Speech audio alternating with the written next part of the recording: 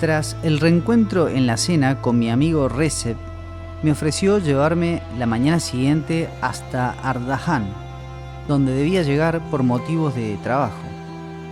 Luego de despedirnos de una panorámica del castillo de Kars, partimos hacia Ardahan en un viaje de 1 hora, desde donde tomé un bus local hasta Jopa para luego ingresar a la República de Georgia en un viaje de 5 horas por $12. Transitando en el noreste de Turquía, el paisaje se transforma en montañas más altas repletas de cedros y pinos.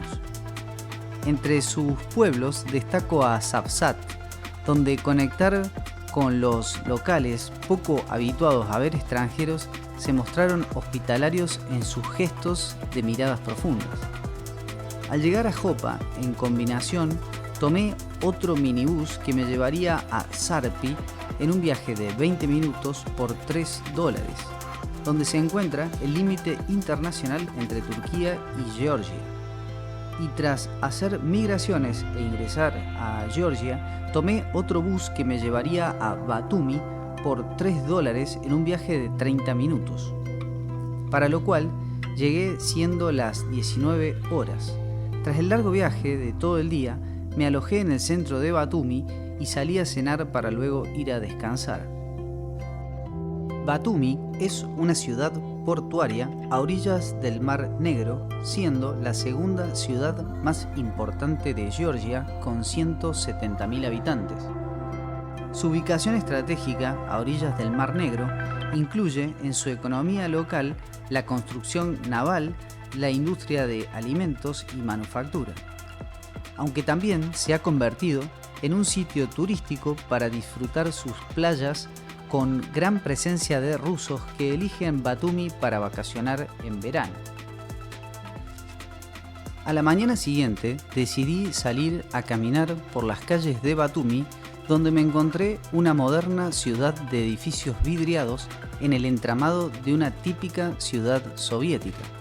Luego de desayunar y tras el check-out, me dirigí a la estación de autobuses para continuar mi viaje hacia el este hasta la ciudad de Gori en un viaje de 5 horas por $14 americanos. En este momento me encuentro en la ciudad de Gori, en el centro de la actual Georgia. Está ubicada en el corazón del Cáucaso y esta ciudad es conocida por ser el lugar donde nació Joseph Stalin. Esta, al parecer, es una reconstrucción de la casa de él. Como para hacer un resumen histórico y comprender la génesis de este país, que luego de 3 invasiones logró ser una república independiente, nos debemos remitir al siglo IX, donde el primer estado vio su crecimiento. Fue en el siglo X cuando David Bagrationi, la familia Bagrationi y ese apellido se habían hecho, digamos, de los títulos de aquel estado, y esos títulos eran pasados de generación en generación. Por tanto, David Bagrationi fue quien estableció, digamos, la primera monarquía unificada allá por el siglo X, y Georgia era un estado que incluía el actual territorio, por supuesto, de Georgia, Armenia e incluso el noreste de Turquía.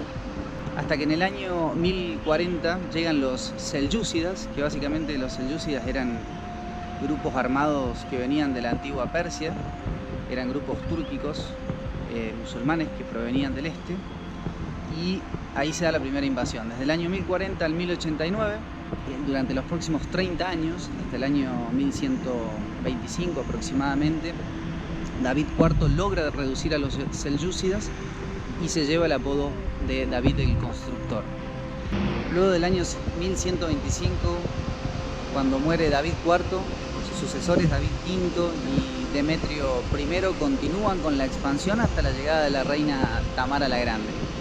Tamara la Grande logró conquistar incluso tierras del actual Azerbaiyán e norte de Irán, y por eso se llevó el apodo de Tamara la Grande y ha dejado un legado en la expansión del estado de Georgia allá entre el año 1190 y el 1204, Luego, en el 1220, sufre la segunda invasión por parte de los mongoles, quienes en aquel pleno momento del medioevo imponen el pago de tributos y reducen considerablemente el territorio de aquella Georgia que se había expandido, y considerando que este era un punto estratégico en la ruta de la seda y en el comercio entre Europa y Asia por su posición estratégica, esta lucha iba a durar algo más de 150 años. Allá por el siglo XV, cuando los otomanos toman Constantinopla, la actual ciudad de Estambul, esta lucha dentro del Cáucaso se iba a desarrollar durante varios siglos entre otomanos y los persas que provenían de Oriente. Hasta el siglo XIX, es decir, en 1800, Georgia fue anexada, digamos, a lo que fue el Imperio Ruso por Pablo I de Rusia.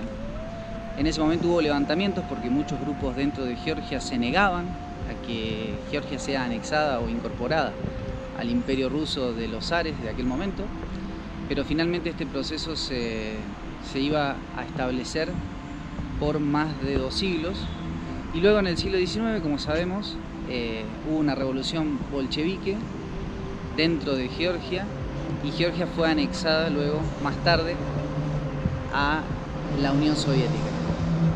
En el año 1991, cuando la Unión Soviética cae, Georgia vuelve a establecerse como un país independiente, con una nueva bandera y un nuevo estado.